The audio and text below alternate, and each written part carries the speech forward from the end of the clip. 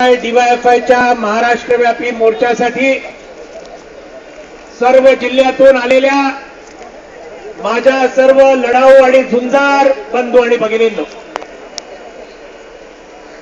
आज या मुंबई शहरामध्ये अनेक वर्षानंतर एसएफआय डीवायएफआयचा हा जबरदस्त मोर्चा यशस्वी करणाऱ्या माझ्या या सगळ्या साथीदारांना या ठिकाणी मी इथे आपल्या सर्वांना क्रांतिकारी अभिवादन सुरुवातीला करतो।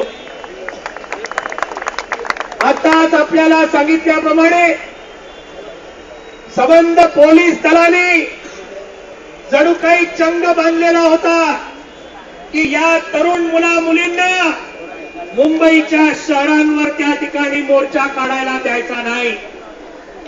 पण आपल्या लढाऊ नेतृत्वाने ठरवलं, राणी बागेमधूनच हा मोर्चा निघणार। तुम्हाला जर 5000 लोकांना अटक करायचं असेल, खुशाल अटक करा, पण हा मोर्चा निघाल्याशिवाय राहणार नाही। हे या ठिकाणी आपण दाखवून दिलं। इथे जेव्हा आपण आलो तेव्हा तो कोण जगदाळे का कोण, अरे असे जगदाळे सारखे 56 पोलीस अधिकारी आम्ही बचावलेले आहेत या महाराष्ट्रामध्ये। आणि म्हणून आमच्या वाटेला जाऊ नका। आज तुम्हाला सोडून दिलं, अंगडाई घेतली, रंगीत तालीम घेतली। पुढच्या वेळेला जर नाटक केलं तर त्याला जबरदस्त असा दौरा त्याला केल्याशिवाय राहणार नाही। आणि मला एक गोष्ट या ठिकाणी विचारायची आहे, या आमच्या या तरुण मुलांच्या बरोबर इथे भानगडी करायच्या आणि त्यांना दमदाटी करायची आणि दादागिरी करायची, हे या जगदाळे सारखे पोलीस अधिकारी करतात। पण मला एक मूलभूत प्रश्न या ठिकाणी विचारायचा आहे।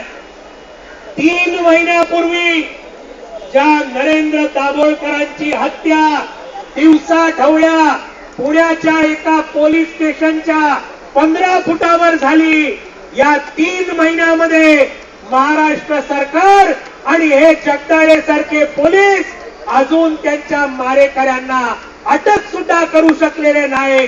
अत्यंत शरमेची गोष्ट आहे, शरमेची गोष्ट आहे। गोरगरीब लोकांना सतवण्यामध्ये पोलिसांचा पुढाकार, पण ह्या ज्या धर्मांध शक्ती, सनातन प्रभात सारख्या शक्ती आणि या अशा लोकांनी ज्यांनी नरेंद्र दाभोळकर सारख्या अंधश्रद्धा विरोधी एका नेत्याची हत्या केली, त्याच्या मारेकऱ्यांना गेले 3 महिने यांना पकडता येत नाही। आम्हाला विचारायचंय पृथ्वीराज चव्हाणांना, आर पाटलांना, अजित पवारांना आणि या पोलीस दलाला, अरे 3 महिने तुमचे हात काय केळी खायला गेले होते? तुमचे हात काय केळी खायला गेले होते? हा आमचा सवाल आहे। आणि म्हणून आपला लक्षात घ्या की आज आपल्याला सर्वांना या ठिकाणी आपण जे आलात, आपले विद्यार्थी आणि युवकांचे शिक्षण आणि रोजगाराचे प्रश्न हे सोडवण्यासाठी आपण आलेलो आहे। या ठिकाणी आपल्या नेत्यांची मी भाषणं ऐकली, आपले सगळे फलक बघितले, आता येताना तुमच्या बरोबर तुमच्या सगळ्या घोषणा वाचल्या आणि ऐकल्या। आणि माझ्या समोर एक प्रश्न पडला मित्रांनो, तो मोकळेपणाने आपल्या समोर मांडतो। 3 दशकापूर्वी, 30 वर्षापूर्वी जेव्हा आम्ही एसएफआय डीवायएफआय मध्ये होतो, त्यावेळेला सुद्धा आज ज्या घोषणा आपण देतोय त्याच घोषणा आम्ही 30 वर्षापूर्वी देतो। म्हणजे कुठल्या की बजट का 10वां हिस्सा हो, शिक्षा पे तो खर्चा हो, बजट का 10वां हिस्सा हो। नोकर भरतीवर बंदी उठवली पाहिजे, सर्वांना शिक्षण, सर्वांना काम मिळालं पाहिजे। 30 वर्षापूर्वी त्याच घोषणा, आज 30 वर्षानंतर त्याच घोषणा। याचा अर्थ काय होतो मित्रांनो? याचा अर्थ एकच वाक्यात सांगतो की 30 वर्ष हे सरकार, मग ते काँग्रेस राष्ट्रवादीवाल्यांचं असेल, भाजप सेनेवाल्यांचं असेल, हे सरकार ही सगळी जी झाली दिल्लीमध्ये आणि मुंबईमध्ये, ही कुंभकर्णाची औलाद असलेली सरकार होती। कारण पण नाहीतर 30 वर्षानंतर त्याच घोषणा कशासाठी कराव्या लागतात आम्हाला? तुम्ही मान्य करत नाही, तुम्ही अंमलात आणत नाही आणि म्हणून त्याच घोषणा आम्हाला कराव्या लागतात. ही गोष्ट आपण लक्षात घ्या. आणि म्हणून आज याचं एकच आणखीन कारण आहे की या सगळी सरकार ही गेंड्याच्या कातडीची सरकार आहे, हे लक्षात ठेवा. SFI DYFIच्या कॉम्रेडनी लक्षात ठेवायला पाहिजे की ह्या ज्या गेंड्याच्या कातडीची सरकार, कुंभकर्णाच्या औलादाची सरकार, कुंभकर्णाला जर झोपायजात करायचं असेल तर त्या कुंभकर्णाच्या कानाच्या खाली संघर्षाचे नगारे प्रचंड वाजायला पाहिजे. ही गोष्ट आपण लक्षात घ्या. आणि ते संघर्षाचे नगारे येणाऱ्या काळामध्ये तुम्ही वाजवाल, जिल्ह्यामध्ये वाजवाल, महाराष्ट्रामध्ये जास्त तीव्र कराल, याचा मला संपूर्ण विश्वास आहे. एक दोनच लहान लहान मुद्दे मांडून मी संपवणार आहे. एक आपल्याला काय सांगण्यात येतं, एक ते आपल्याला सांगतात की हे सगळं द्यायला आमच्याकडे पैसे नाही. नोकर भरतीवर जर बंदी उठवली, प्रचंड सरकारचा पैसा जाईल, आमच्याकडे तो पैसा नाही. शिक्षणाचं बाजारीकरण, सगळ्या या मोठमोठ्या लोकांना शिक्षणाची दुकानं काढून दिली आणि त्या ठिकाणी आज जर गोरगरीब विद्यार्थ्यांना जायचं असेल 2 लाख, 5 लाख, 10 लाखाशिवाय आज त्याला काही मिळत नाही. म्हणतात हे सगळं थांबवायला आमच्याकडे पैसे नाहीत. दलित आदिवासी विद्यार्थ्यांची स्कॉलरशिप वाढवायला आमच्याकडे पैसे नाहीत. आश्रमशाळा आणि हॉस्टेल याच्यामध्ये पैसे सुधारायला आमच्याकडे पैसे नाहीत, हे ते सांगतात. पैसा गेला कुठे? कुठे गेला हो पैसा?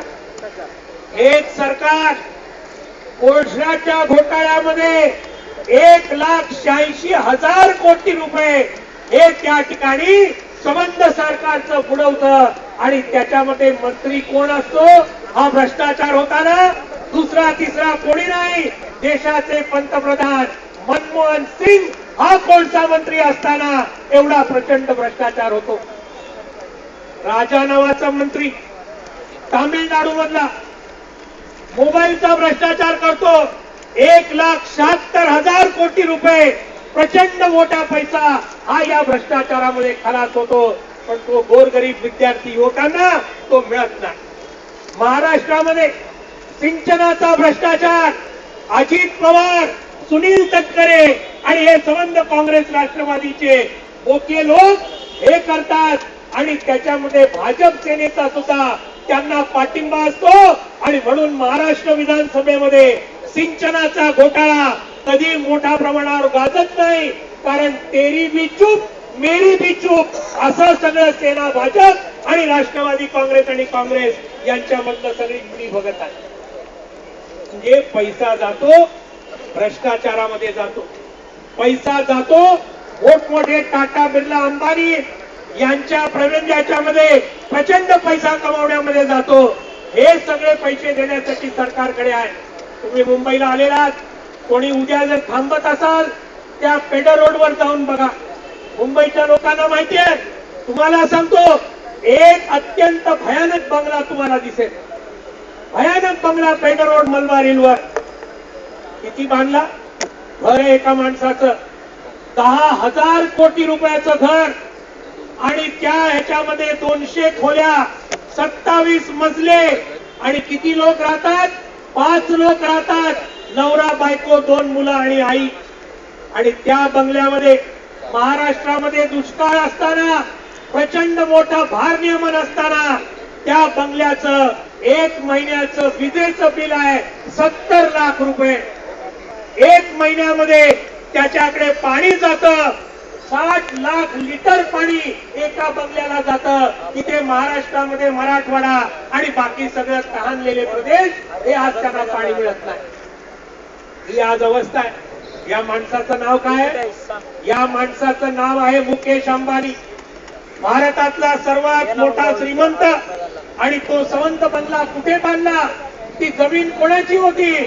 अरे मुस्लिम अनाथ मुलांसाठी अनाथालय बांधण्याची जी जमीन होती ती या चोरांनी त्या ठिकाणी भ्रष्टाचाराने बळकावली आणि एवढा प्रचंड मोठा बंगला बांधला. आज महाराष्ट्रामध्ये असे लाखो लोक आहेत की ज्यांचं पक्क घर सुद्धा नाही. गोष्ट खरी आहे की नाही? गोष्ट खरी आहे की नाही? फक्त घर सुद्धा नाही आणि यांना लाजा वाटत नाही 10,000 कोटी रुपये स्वतःच्या चैनीसाठी वापरायला. आणि म्हणून ही गोष्ट लक्षात घ्या. दुसरा शेवटचा मुद्दा मी मांडणार आहे. हे सगळं जेव्हा आपण करतो त्यावेळेला एसएफआय डीवायएफआयचं अत्यंत महत्वाचं काम आहे की सर्व प्रकारच्या फुटीरतावादी शक्तींना खड्यासारखं बाजूला ठेवलं पाहिजे. धर्मांध शक्ती, जातपातवादी शक्ती, प्रांतीय दुरभिमानी शक्ती या सगळ्यांना बाजूला ठेवलं पाहिजे. कारण या शक्ती आपला लढा कमजोर करतात, ही गोष्ट लक्षात घ्या. आज त्या नरेंद्र मोदीला पंतप्रधान पदासाठी हे भाजपवाले, अरे यांना लाजा वाटत नाही. 2002 मध्ये गुजरातमध्ये जेव्हा दंगली झाल्या त्यावेळेला त्या दंगलींमध्ये या नरेंद्र मोदी मुख्यमंत्री होता, भाजपचं राज्य होतं आणि त्या दंगलींमध्ये 2000 निरपराध लोकांना घुसखोर आणि त्यांच्यावर पेट्रोल टाकून जिवंत जाळण्यात आलं. महिलांवर अत्याचार झाले, बलात्कार झाले, छोट्या छोट्या मुलांना तुम्हाला मानवतेला अक्षरशः काळीमा फासण्याची वेळ येईल. 3 आणि 4 महिन्याच्या लहान लहान मुलांना त्या दंगलीमध्ये रस्त्यावर आणलं, त्रिशूलामध्ये त्यांच्या पोटात घातला, त्यांना उडवलं आणि त्यांच्यावर रॉकेल आणि पेट्रोल घालून या लहान लहान मुलांना जिवंत जाळलं. हे आहे यांचं हिंदुत्वाचं राजकारण. आणि म्हणून जसं अजमल कसाबचा आपण या ठिकाणी धिक्कार करतो, जसं जे अतिरेकी जे आहेत पाकिस्तान मधून आलेले यांचा जसा आपण धिक्कार करतो, तसा या ज्या नरेंद्र मोदी सारखी ही धर्मांध औलाद ही या देशाचे तुकडे करायला निघालेली आहे, यांचा सुद्धा निर्धार करणं, निषेध करणं हे आपल्यासारख्या एसएफआय डीवायएफआय कार्यकर्त्यांचं अत्यंत महत्वाचं काम आहे. आणि म्हणून शहीद भगतसिंगाचं आज वारसा आपण घेऊन चालतोय. राजगुरू सुखदेव, चंद्रशेखर आझाद, अशफाकुल्ला खान आणि शेख वगैरे तिकडचे यांचा वारसा आपण घेऊन चालतोय. तो वारसा आपण घेण्यासाठी येणाऱ्या या डिसेंबर महिन्यामध्ये जसं प्रीती शेखरने आपल्याला सांगितलं, येणाऱ्या 1 महिन्यामध्ये या मोर्चाचा प्रसार सगळीकडे करा. आपल्या स्थानिक प्रश्न, विद्यार्थी आणि युवकांचे याच्यावर जोरदार लढे प्रत्येक जिल्ह्यामध्ये, प्रत्येक तालुक्यामध्ये, प्रत्येक शिक्षण संस्थेमध्ये, मोहल्ल्यामध्ये आपल्याला संघटित करायला पाहिजे, तरच आपली ताकद वाढणार आहे. आणि हे करताना या डिसेंबर महिन्यामध्ये एसएफआय आणि डीवायएफआय दोन्ही संघटनांच्या सगळ्या कार्यकर्त्यांना माझं आव्हान आहे की आपली मेंबरशिप, जी संघटनेची मास मेंबरशिप, ही सुद्धा जोरदारपणे आपण सगळ्यांनी या ठिकाणी डिसेंबर पर्यंत पूर्ण करायला पाहिजे. एसएफआय ची मेंबरशिप आता तुमचं जेव्हा राज्य अधिवेशन औरंगाबादला होईल, सावित्रीबाई फुले जयंतीच्या दिवशी 3 जानेवारीला सुरू होणार आहे, त्यावेळेला महाराष्ट्र एसएफआयचे कार्यकर्ते तिथे जमले पाहिजेत आणि 50,000 मेंबरशिप पूर्ण केल्याशिवाय आम्ही येत नाही, अशा निर्धाराने सगळ्यांनी कामाला लागलं पाहिजे.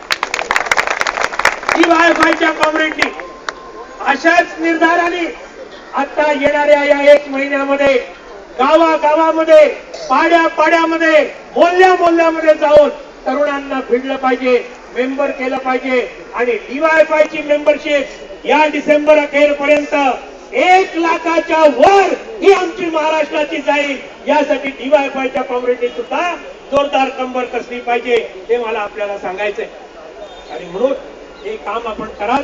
येणाऱ्या काळामध्ये या दोन्ही संघटना, ज्या महाराष्ट्राचं भवितव्य असणाऱ्या संघटना आहेत, या जोरदारपणे पुढे कराल, एवढंच इथे आपण आवाहन करतो. आणि आपल्या सर्वांना पुन्हा एकदा अभिनंदन करून माझे 4 शब्द संपवतो. इनकिलाब जिंदाबाद.